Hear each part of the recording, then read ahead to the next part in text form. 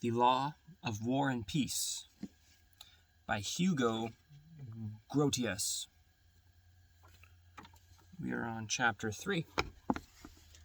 Let me move this snare. Lighting. I see. This is why production makes so much money off lighting people. I see.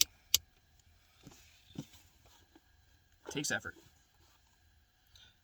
Chapter 3 is called Divisions of Wars into Public and Private. Explanation of Sovereignty. I'm just going to show that one up on the screen. Divisions of Wars into Public and Private. Explanations of Sovereignty. Very cool.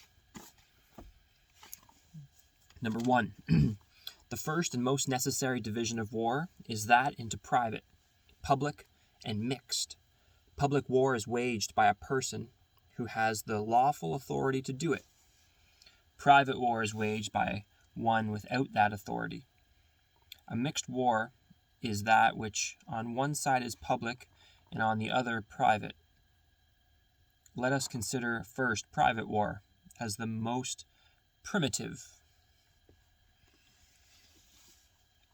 We have, I think, already said enough to show that forcible resistance to injury is not contrary to natural law. Some private wars may be justified, as far as the law of nature is concerned. But someone perhaps may believe that, at least after public tribunals had been erected, private war was not allowable. For although public courts of justice are not institutions of nature, but of men,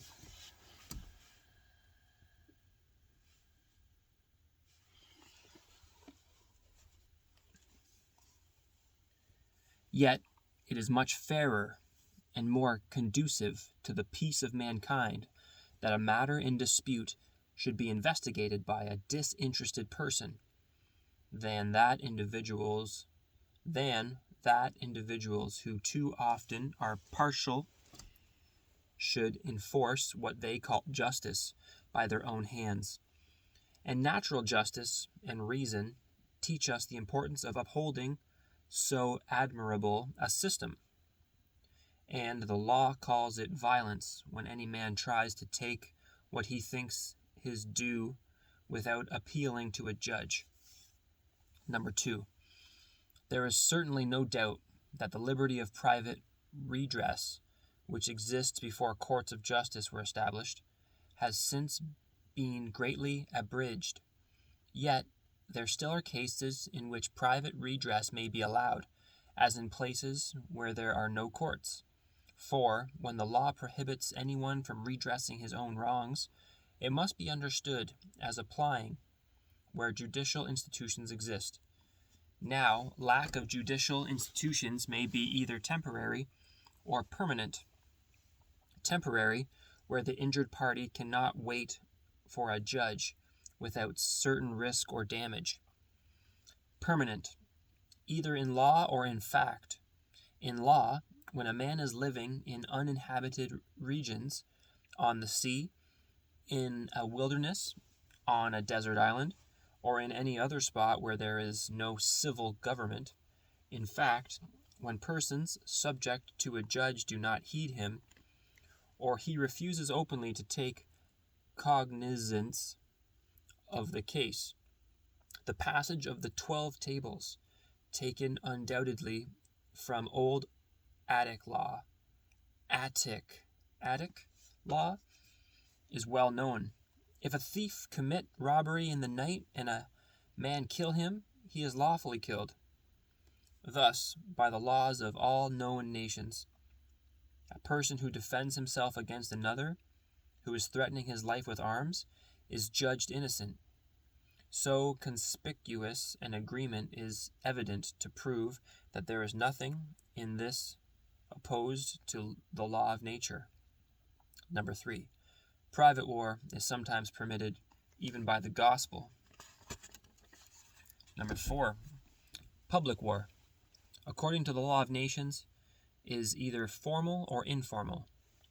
What I here call formal is often called legal, in the sense in which a legal will is contrasted with codicils, or a legal marriage with the cohabitation of slaves.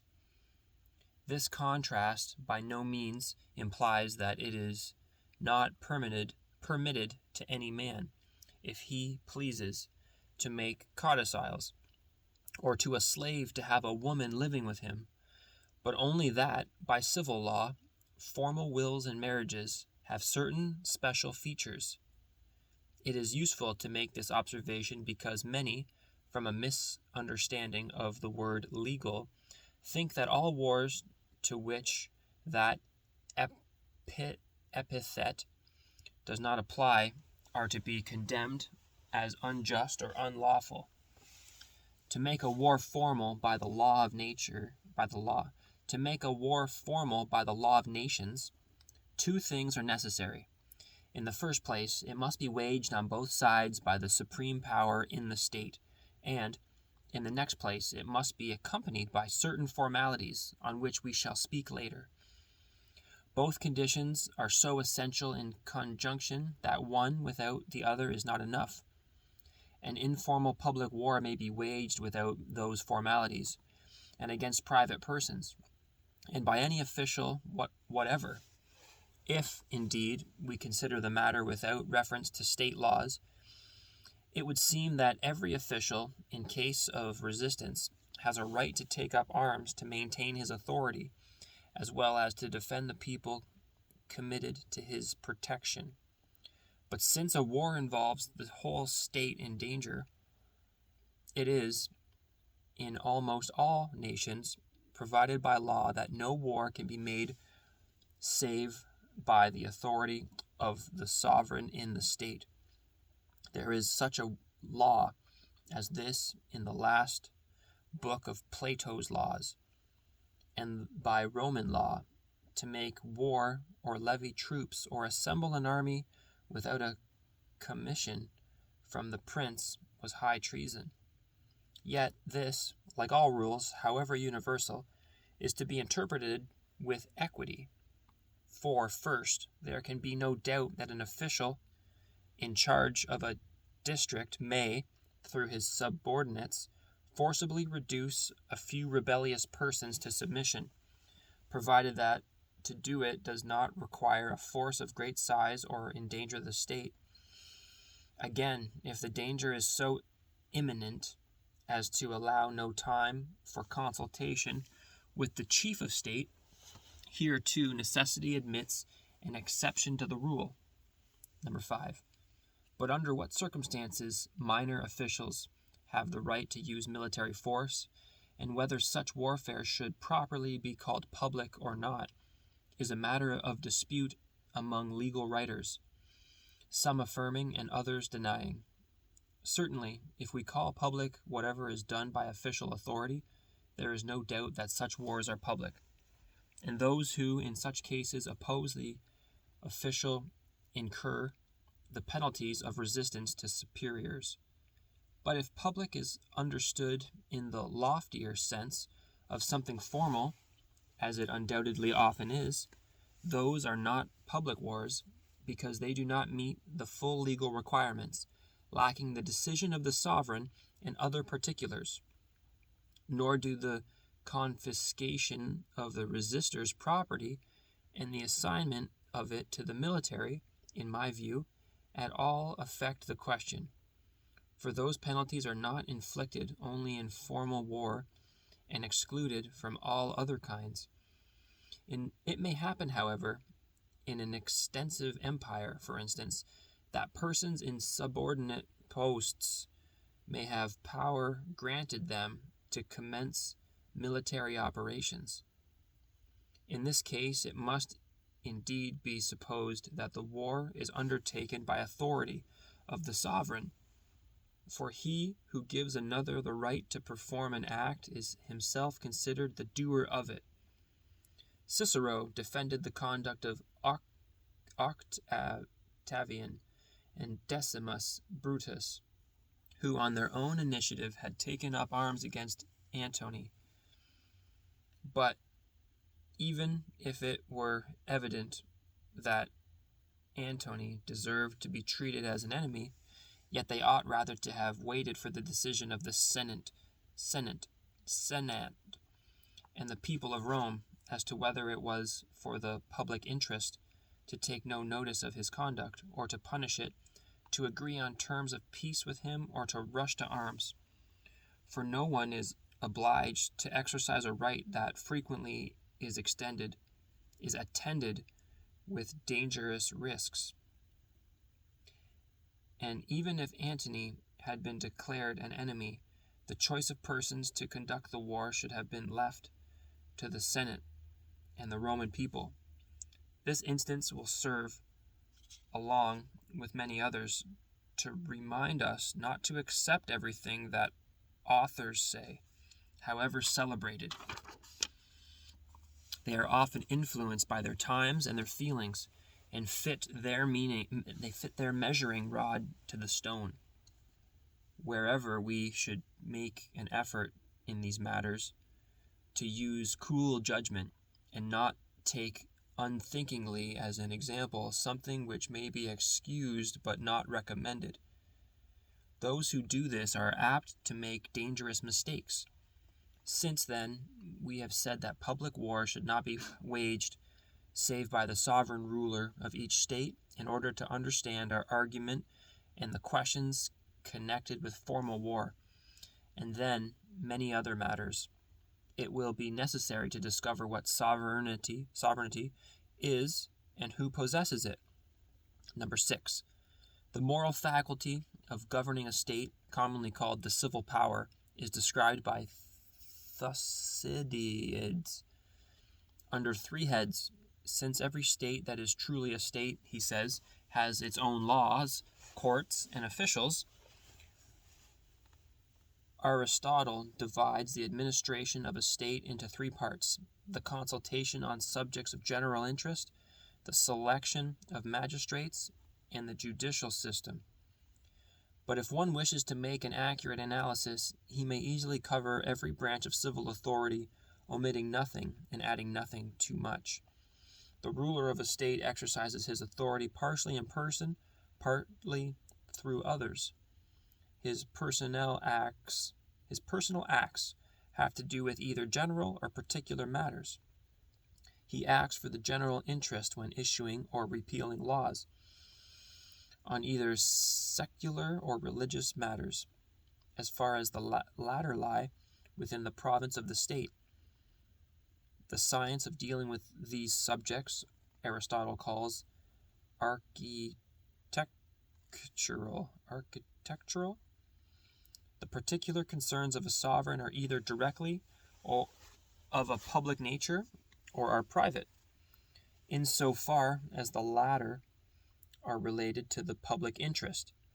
Directly public are acts like the making of peace and war and treaties, levying taxes, and others of the same sort. Among these is included the right of eminent domain, which the state has over the persons and property of its citizens for the public welfare. The science of dealing with these matters Aristotle calls political, that is, civil and deliberative. The private concerns of the sovereign are disputes between individuals, which in the interest of public peace should be settled by public authority. This Aristotle calls the judicial science. The acts of the sovereign that are performed by others are performed by his magistrates or other officials, among whom are included ambassadors, and civil power consists of all these things. 7. That power is called sovereign, whose acts are not subject to the legal control of anyone else, and cannot be rescinded at the pleasure of another human will. When I say another, I exempt the sovereign himself from this restriction, for he may change his own decision, as may also his successor, who enjoys the same right, having then the same power and no other. Let us see next what is the subject of this sovereign power. Now the subject is either common or particular. Common or particular. General, special. We're talking about trusts. Everything's a trust. General and special deposit. Special matters. And what are they calling it? So when they say now the subject is either common, general, or particular, special. As the body is the common subject of the power of sight, and the eye the particular, so the common subject of sovereignty is the state, which we have already called a perfect association of men. We are not now considering peoples who are in a state of subjugation to another people, as the inhabitants of the Roman provinces were. For those people are not states in themselves, as we are now using the word, but inferior members of a great state, as slaves are members of a household. Yet it may happen that several peoples, forming each a perfect society, have the same head.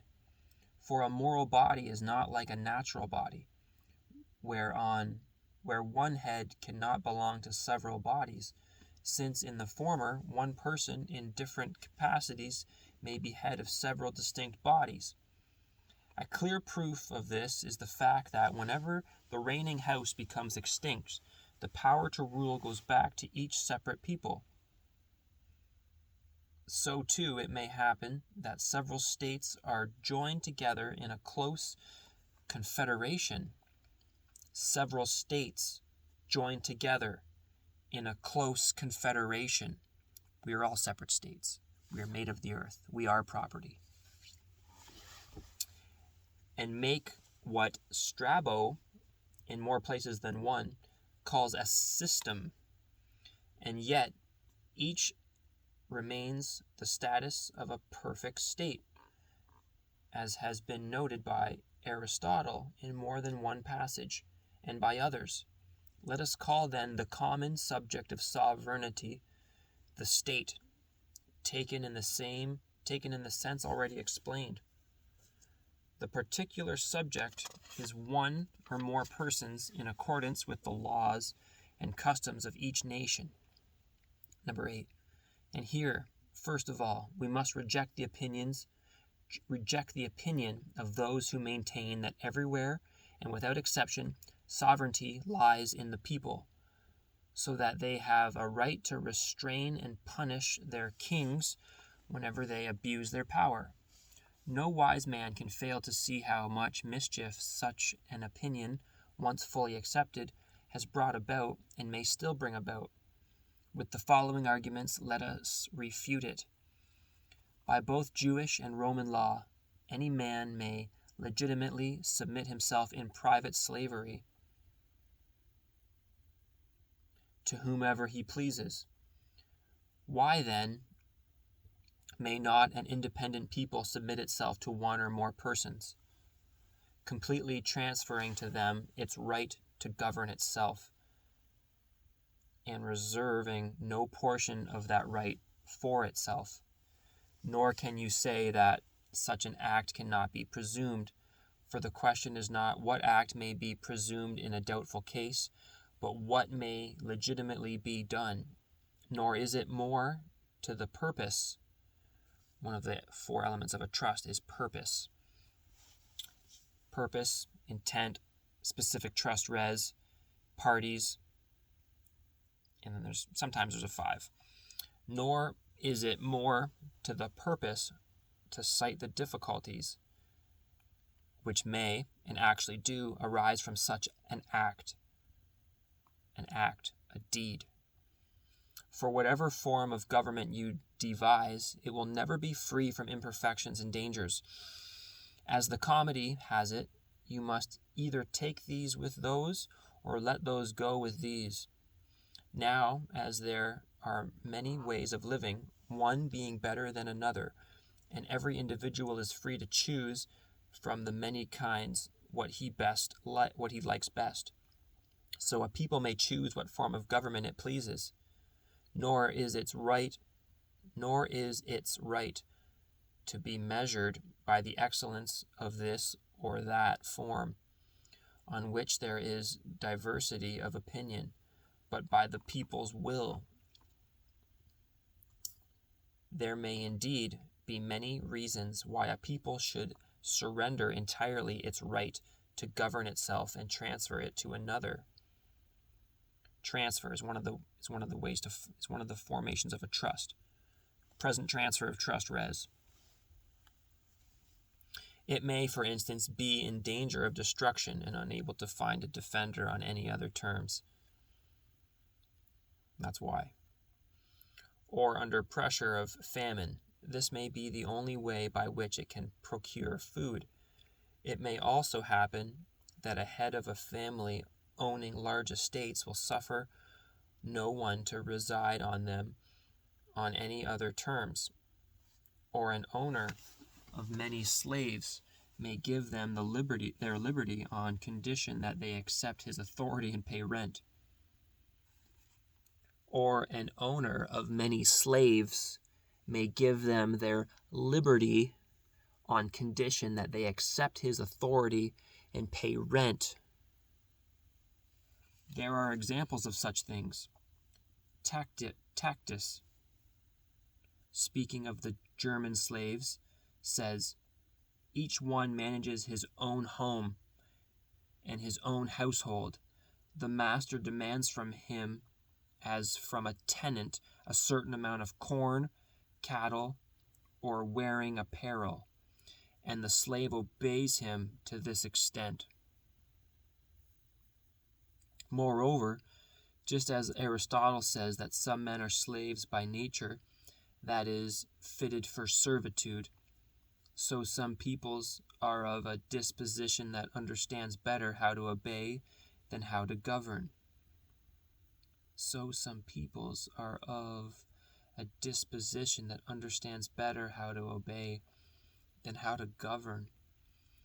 This seems to have been the opinion the Cappadocians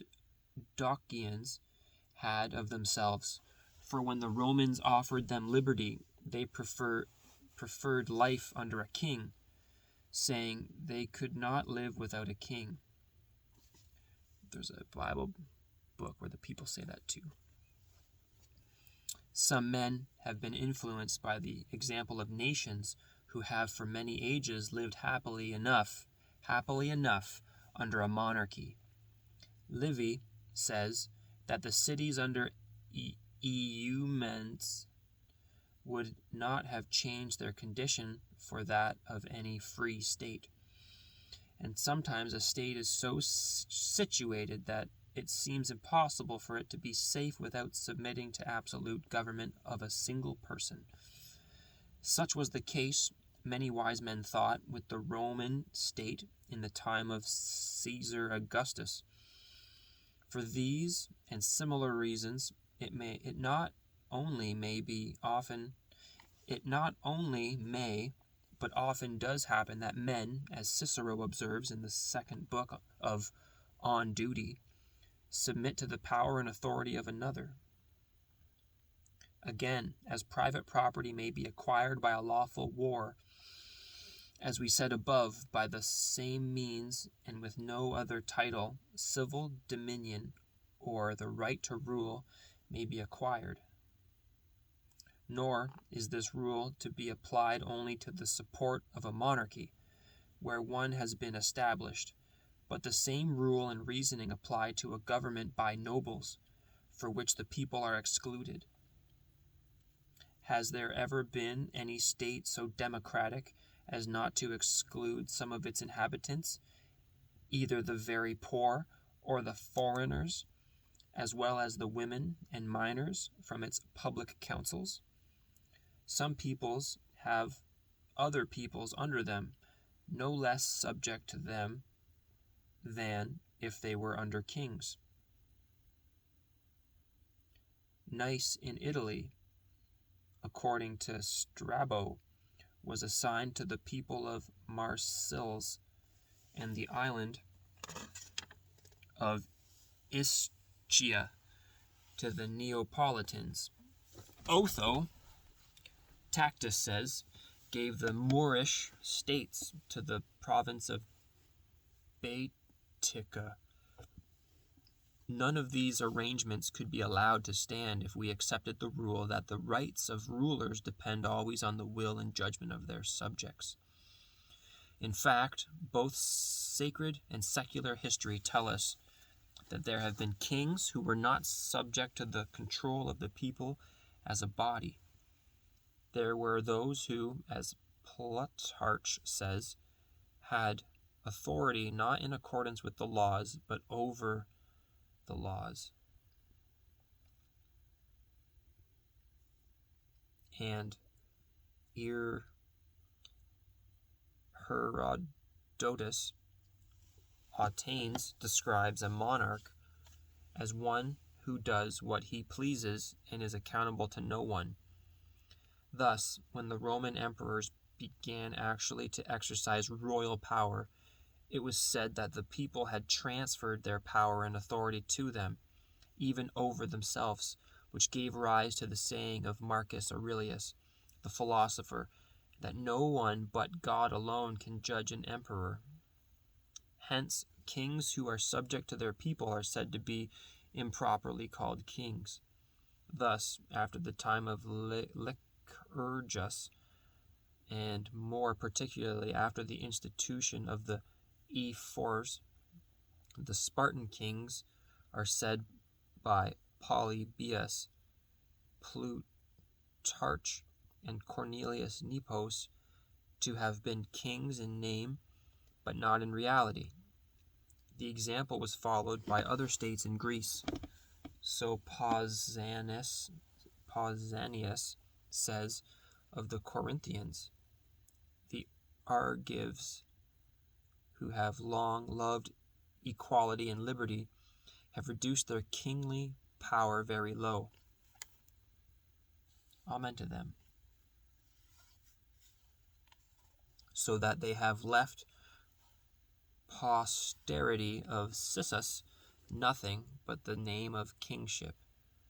Aristotle says that such monarchies are not true forms of government because they form only parts of what is an aristocratic or a democratic state.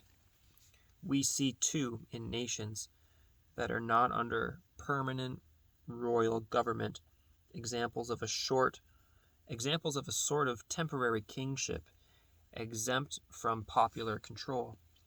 Such was the power of the Amymons among the Cnidians, and of the dictators in the early ages of Rome, when there was no appeal to the people. Wherefore, Livy says, an edict of the dictator was obeyed like that of a god. Indeed, there was no alternative to submission. In the words of Cicero, the dictatorship possessed all the strength of royal power. The arguments produced on the opposite side are not difficult to refute. In the first place, the assertion that one who confers authority on another is superior to the one on whom he conferred it is true only in cases where the authority is continually dependent on the will of the conferrer, grantor, but not in cases where the authority, though it derives its origins from another person's will, becomes later a necessity, as when a woman has given herself to a husband, whom she must always thereafter obey. The Emperor Valentinian, when the soldiers who had raised him to the throne made a demand of which he did not approve, replied, "Soldiers, when you choose me for your emperor, it was in your power to choose, but now that you have chosen me, it depends on my will, not on yours, to grant what you ask." Grantor of a trust. It is your duty as subjects to obey. It is mine to consider what should be done. Nor is it right to assume that all kings are given their authority by the people, as may plainly be seen from the instances cited above of a householder admitting strangers to his estates on conditions of their obedience, and of nations subjugated in war. Another argument is taken from the saying of the philosophers that all government was created for the benefit of the governed and not of those who govern. Therefore, since the end is nobler than the means, it is supposed to follow that the governed are superior to their ruler. But it is not universally true that all government was created for the benefit of the governed. For some governments exist intrinsically for the sake of the ruler, such as the rule of a master over a slave, in which the advantage to the slave is only intrinsic and incidental. In the same manner, the pay of a physician has nothing to do with his medicinal art. There are other kinds of government established for the benefit of both parties, like the marriage bond. Then, some imperial governments, such as those which are set up by right of conquest, may have been established for the benefit of the monarch, and yet should not be called tyrannies. For that word, as now understood, implies injustice. Some governments may be formed for the advantage of both subjects and ruler, as when a people, to defend itself, sets up over it a powerful king. I do not deny that in most governments the good of the governed is the chief object. And what Cicero said after Herodotus, and Herodotus after Hesiod, is true, that kings were instituted that men might enjoy justice. But it does not follow from this what they infer, that the people are superior to the king. For guardianships were invented for the benefit of wards. Do you vote in your ward? Nor, though a guardian may for mismanagement be removed from his trust, is it true, as some insist, that the same law must hold for a king? For this is right procedure as a guardian, who has a superior above him, a guardian. For this is a right procedure for a guardian who has a superior above him. But in governments, because the ranks do not ascend to infinity, there must certainly be either some individual or some assembly whose misconduct, since there is no judge above them, will be, as God declares, his own peculiar charge.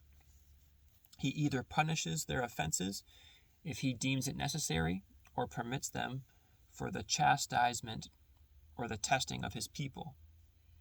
There is a remarkable passage in Gregory of Tours, where he, as bishop, addresses the king of the Franks. If any of us, O king, transgress the bounds of justice, he may be chastised by you. But if you override them, who will chastise you? We speak to you, but you listen if you wish. And if you do not, who can condemn you, except him who has declared that he is just? Number 9. There are others who imagine a kind of mutual subjection in which the whole people are bound to obey a king who governs well, but a king who governs badly is subject to the people. If they said that a thing which is manifestly wrong should not be done because a king ordered it, they would be saying what is true and admitted by all good men. But this does not include compulsion of the king or any right of government. If a people intends to share the government with their king, a case of which we shall speak later, the limits to the powers of each should be clearly defined so as to be easily known in varying circumstances of place, person, or business. The goodness or badness of an act, especially in political matters, which are often hard to judge, is not sufficient to show which party has the responsibility. The greatest confusion must result if, under the pretext that an act is good or bad, the king on one side and the people on the other, each in the name of his own power, should claim jurisdiction over the same thing. No people, so far as I know, ever thought of introducing so turbulent a state of affairs. Number 10. Having refuted these false notions, let us offer some warnings which may point out the way to ascertain correctly to whom in every nation the sovereign power belongs. The first warning is this: not to let ourselves be deceived by ambiguous terms. That's what's happened, is they've changed the words that have the same meanings as they used to. Let us not be deceived by ambiguous terms, or by the outward appearance of things. The Roman emperors, after they had exercised openly and without any disguise an absolute monarchical power, were still called princes. And in some free states, the chief magistrates are allowed the insignia of royal majesty. Again, the chief magistrates are allowed the insignia of royal majesty. Sound familiar? Again, the assembly of the estates, that is, the meeting of those who represent the various classes of people, as Gunther says, the prelates, the nobles, and the deputies of towns, in some places merely serves as the great council of the king, through which the complaints of his people, which often are unmentioned in his cabinet, reach the royal ears. The king is then at liberty to ordain what he thinks best. In other places, the members have the right to be informed of the prince's acts, and even to make laws by which the prince is bound. Many think that the difference between sovereign power and something less than sovereign is to be found in whether the power was conferred by election or by inheritance. For they maintain that only hereditary power is sovereign, not elected power. But this view cannot be accepted as universally correct, for succession is not a title of power, which prescribes the form of the power, but only a continuation of power already existing. A right conferred originally on a family by election is continued by succession. Hence, the succession transfers, trust. Succession conveys just the powers which the first election conferred. Number 11. Another warning is this: to know what a thing is not the same as to know the mode of its tenure, a distinction which holds not only for corporal but for incorporeal possessions. A field is a thing. A thing. Trust res. Res means thing. A field is a thing. A field. And so also is the right of passage or driving or travel through it. And some hold these things by full right of ownership, some by right of usufruct, and some by a temporary right. Thus, a Roman dictator held the supreme power by temporary right, whereas most kings, both those who are elected first of their line and those who succeed them in lawful order, hold it by right of usufruct. Some kings, however, hold it with full rights of ownership, as when they acquire it by lawful war, or when a people, to avoid a greater evil, make an unqualified surrender of themselves into their hands. Nor do I agree with those who say that the power of the dictator was not sovereign because it was not permanent. For the nature of things, moral is revealed by their efforts. For the nature of things, moral is revealed by their effects. Morale is revealed by their effects. So powers that have the same effects should be given the same names. Now a dictator, during his term of office, performed all acts with the same authority as the most absolute sovereign, nor could his acts be annulled by anyone else. Length of duration, therefore, does not alter the nature of a right, although, if it is a question of the dignity which is called majesty, undoubtedly he whose right to it is permanent has more of it than he whose right is but temporary, since mode of tenure does affect dignity. What does dignity mean? The same, I maintain, is true of persons appointed regents of kingdoms before the kings have arrived at their majority, or while they are incapacitated by insanity or captivity. Neither are they subject to the people, nor can their power be revoked before the lawful time. Number 12. As for what I have just said, that some rulers hold their powers with absolute proprietary right, that is, as a patrimonial estate, some learned men oppose me with the argument that free men are not to be regarded as property. But as the power of a master is one thing, and the power of a king is another, so personal freedom is one thing, and civic freedom another. The freedom of an individual and the freedom of a whole body of men. And as personal freedom excludes control by a master, so civic freedom excludes control by a king and any other domination, rightly so called.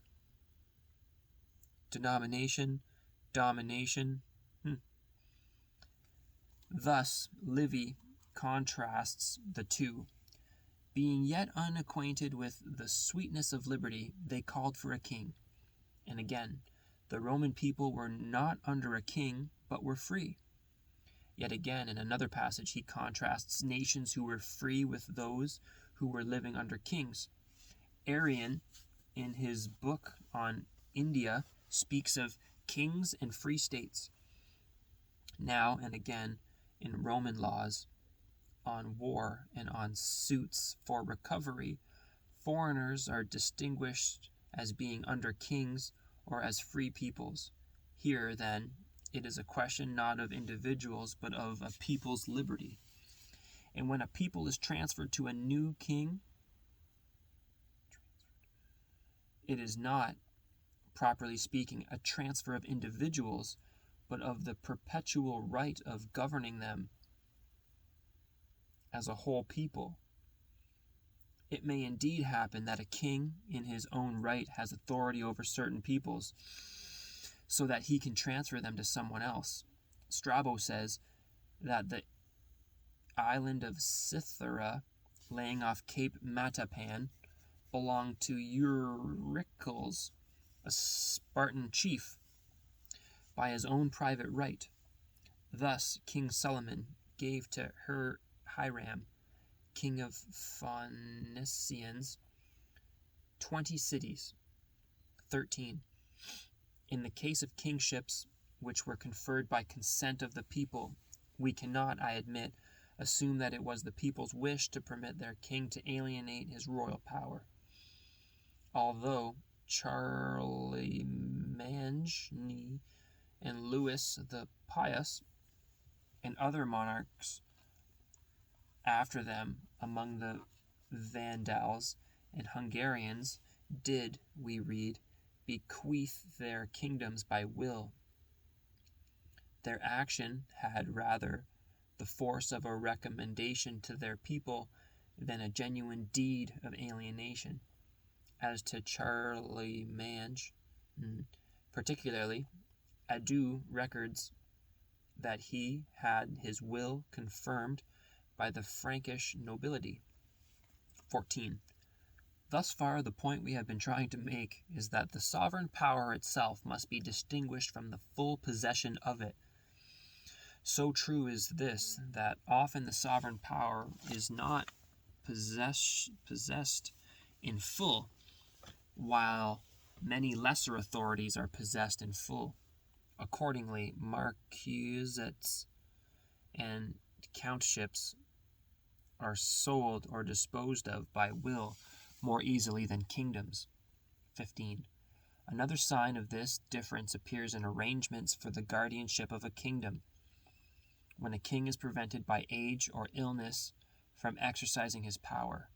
For in kingdoms that are not parliamentary, the regency goes to those to whom a public law, or failing that, the people's will commits it.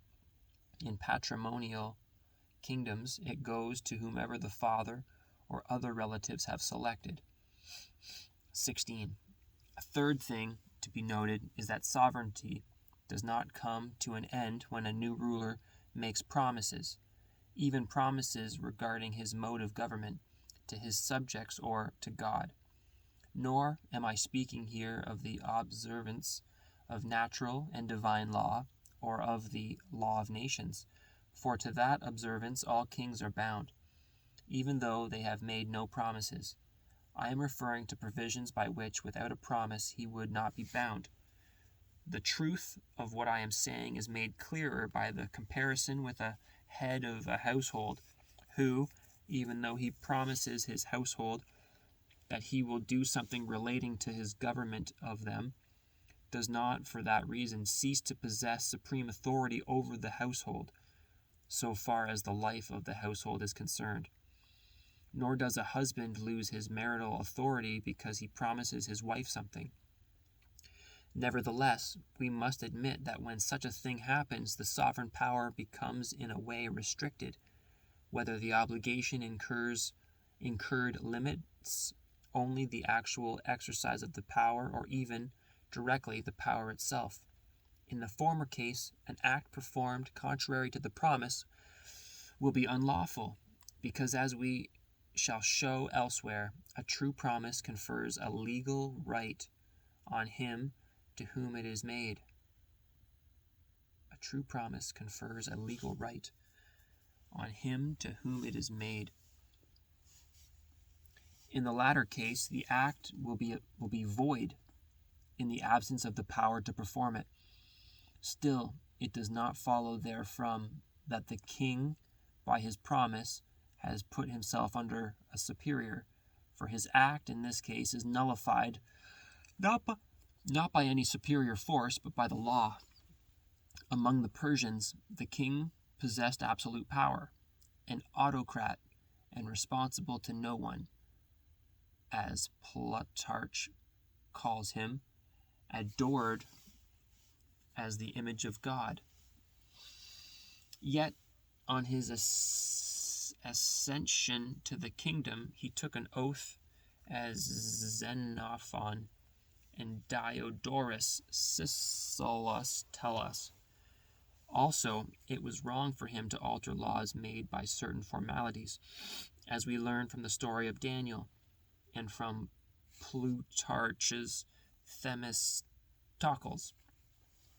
Diodorus Siculus says the same of the kings of Ethiopians. He says also that the kings of the Egyptians, who, like other Oriental monarchs, unquestionably possessed absolute sovereignty, were bound to observe numerous rules. If they transgressed them, they could not in their lifetime be charged with it. But on their death, an accusation was brought against their memory. If convicted, they were denied ritual burial, as were the Hebrew kings who reigned badly, and whose bodies were interred outside the proper burial place of the kings. Bracket 2 Chronicles 24, verse 25, and 28, verse 27. An excellent arrangement by which the sacredness of supreme authority was preserved, and yet kings were restrained from breaking faith by fear of future judgment. What if the provision is added that if the king fails to keep his pledge, he will forfeit his kingdom. Not even then does this authority cease to be supreme, but the mode of his holding it is restricted by the provision and resembles that of a temporary ruler. Thus, a landed estate that is held in trust is actually the holder's, no less than if it were his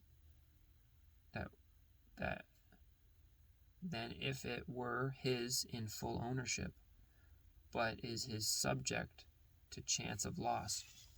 Thus, a landed estate that is held in trust is actually the holder's, no less than if it were his in full ownership, but is his subject to chance of loss. 17. In the fourth place, we must remark that though sovereign power is a unity in itself indivisible, consisting of the parts we enumerated above, see, a unity and indivisible, and then up here it's talking about held in trust, than if it were in his full ownership, because what a trust has done is it's broken allodial or equitable title and legal title. Legal title is 9/10 of the possession. The holder is the trustee, but that equitable title, even though it's 1/10, is still the superior title. And when you merge the two, the trust extinguishes, which is not the right word. So it's interesting for them to say held in trust, full ownership, and then it goes down into 17. In the fourth place, we must remark that though sovereign power is a unity in itself indivisible, consisting of the parts we enumerated above, along with the supreme right of being accountable to no one, still it may sometimes be divided into sections, either geographical or with regard to subject matter. Thus, although the Roman imperial power was a unit, it often happened that one man took the east and another the west, or even that 3 men ruled the world in 3 sections. So also a people, when choosing a king, may reserve to itself certain activities and assign others to the king with full rights. This is not what happens, however, as we have just shown, when a king binds himself by his own promises. It takes place only when either a provision is made expressly for the division of powers. It takes place only when either a provision is made expressly, expressing your trust, not letting it be construed because you're incompetent, not age of majority yet, which comes when you're sentier of knowledge, have capacity, you become age of majority. It takes place not only when either a provision is made expressly to the division of powers, of which division, which we have just spoken, or when a people still free lays upon the future king something in the nature of a perpetual commandment, or when a condition is added which indicates that the king may be coerced or punished. For to command is to act as a superior, at least in the matter with which the commandment deals. To coerce is not indeed invariably a mark of superiority, for by nature everyone has a right to coerce his debtor. By nature, everyone has a right to coerce his debtor. But it is not consistent with a position of inferiority. So, from the right to coerce follows at least the equality of the coercer, and hence a division of the sovereignty. Against such a division as creating a two-headed state, many have urged numerous objections. However, as we said before, there is no civil institution that is entirely free of faults, and a law is that to be judged by what this man or that considers best. a law is not to be judged by what this or that man considers best, but by the intention of the one who made it. 18. But they are much mistaken who suppose that whenever kings declare that certain acts of theirs are not valid unless approved by a senate or some other assembly, the sovereignty is then divided. For whatever acts are rescinded in this way should be taken as rescinded by authority of the king, who has selected this method of formation of a trust, who has selected this method of ensuring himself from having a measure procured from him by false information treated as an expression of his true will. Of this sort was a rescript of King Antiochus III to his officials, instructing them not to obey him if he gave any order contrary to the laws. 19. And here I do not accept the view of Polybius, who classed the Roman Republic under the mixed type of state, since we regard not its acts at the time, but the law behind its acts. It was a pure democracy, for both the Senate's authority, which he calls aristocratic, and that of the consuls, who he thinks resembled kings, were subject to the people. I say the same of the opinions of other political writers, who make it their rule to look at outward appearances and day-by-day administration, rather than at the law that fixes sovereign power. 20. More to the point is Aristotle's statement that between full kingship, which he calls absolute monarchy, and the Spartan kingship, which was merely a government of the nobles, there are several intermediate kinds of monarchy. The Hebrew kings, I think, may be cited as an example, for in most matters they ruled indubitably by absolute right. The people had asked to have a king such as their neighbors had, and Samuel, recounting the rights of kings, had made it plain that against the wrongful acts of their king the people would have no power left to resist. Yet, though this is true, I find that the kings were deprived of jurisdiction in some cases, which belonged to the Sanhedrin of 70 men that was set up by Moses at the divine command, and which lasted, with a permanent right of co-optation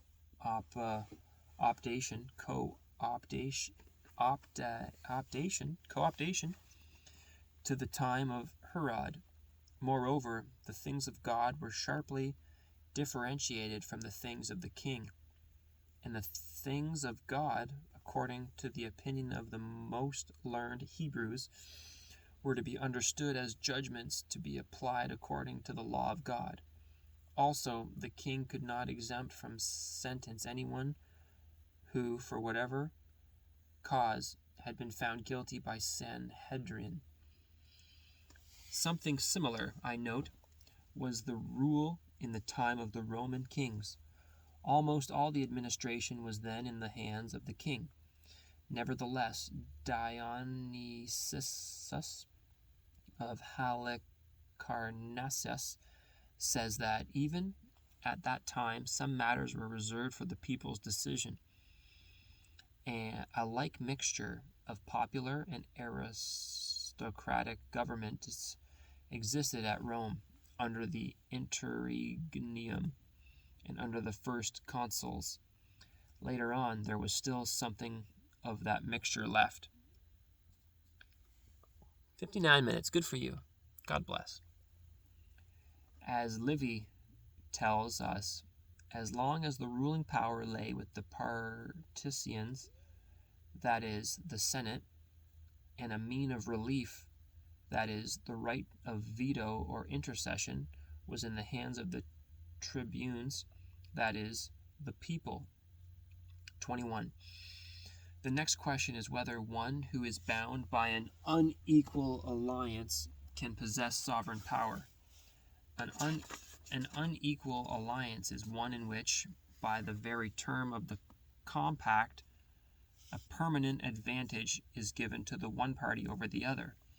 When, for instance, one is bound to uphold the sovereignty and majesty of the other, as in the treaty of the Aetolians with the Romans, bound, that is, to work to keep the other's sovereignty intact and to maintain its prestige, which is what is meant by the word majesty, under the same type of alliance come certain rights of the sort now called rights of protection, of defense, and of patronage, benefits. And among the Greeks, the rights of mother cities over their colonies. As Thucydides says, the colonists had the same right to liberty as their mother cities had, but they owed their mother city honor and the payment of the customary tokens of respect. We know Proclus' answer to this question, namely, that a nation is free when it is not subject to the power of another, even though in some treaty of alliance there is a provision that it shall loyally uphold the dignity of another nation. See, dignity means something else. If, then, a nation bound by such a treaty remains free as long as it is not subject to another's power, it follows that it retains its sovereignty. And the same is to be said of a king, for the situation of a free nation and of a king who is truly a king are the same. Clients are under the protection of their patrons. So nations inferior by treaty are under the protection of the nation superior in dignity. Superior in dignity. They are under patronage, not under domination, as Sulla puts it in Appian, and Cicero in the second book of On Duty, describing a more religious age of the Romans, says that their allies then received protection from them, not domination. Even a private patronage does not destroy personal liberty, so the patronage of a state does not destroy civil liberty. And liberty without sovereignty is meaningless. Contradictory, apparently, to what we have said is a later statement by Proclus. Among us, allied states are subject to accusation, and if found guilty, we punish them. To understand this assertion, we must realize that there are four kinds of possible controversies between such states. First, the subjects of a popular state or of a king who is an ally of another may be charged with having broken the treaty of alliance. Second, the states or the kings themselves may be accused of having done so. Third, allies who are in league with the same state or king may quarrel among themselves. Fourth, subjects may complain of wrongs done them by their rulers. In the first case, if the offense is flagrant, the king or the state is bound either to punish the offender or else turn him over to the party he injured. This rule holds not only between members of an unequal alliance, but between members of one that is equal, even between those who are bound by no alliance, as we shall show elsewhere. The king or the state is bound to endeavor to repair the damage. In the second case, one ally has the right to compel the other to abide by the terms of the treaty, and even to punish him if he does not. This right, too, is not peculiar to members of an unequal alliance, but belongs also to members of an equal one.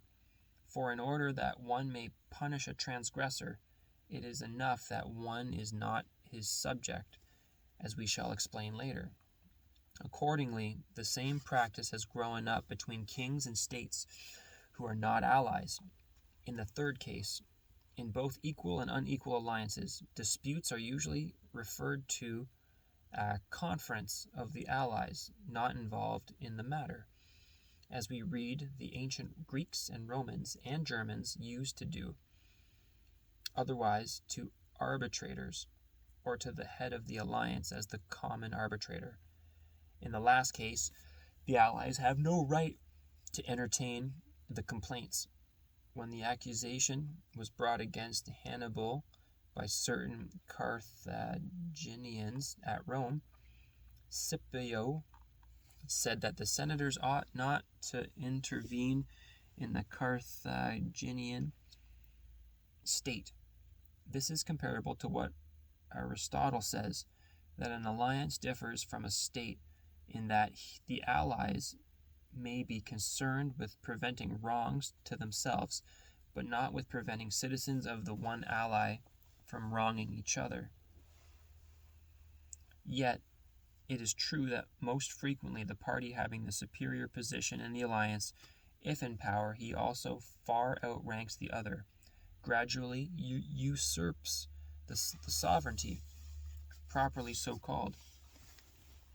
Especially is this so if the alliance is peculiar and includes the right of introducing troops into towns, as the Athenians did when they allowed appeals from their allies' decisions, a thing the Spartans never did.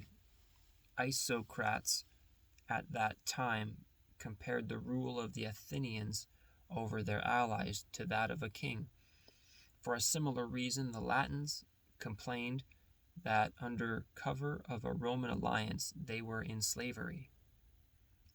When these things happen and turn out to be that long suffering on one side turns into a right on the other, a process which we shall have occasion to discuss later, then either those who were allies become subject, or at least there is a division of sovereignty, such as we said above might occur.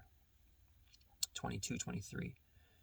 Tributary states and feudal vassals may still be sovereign. 24. In the case of a governing power, no less than in a case of private ownership, we must distinguish between the right and the exercise of the right, or between the first act and the second. For an infant king has the right, but cannot exercise the power. So it is with an insane or a captive king, or with one living in a foreign country, and not permitted freedom of action with respect to his domain laying elsewhere. In all these cases, guardians or regents must be appointed.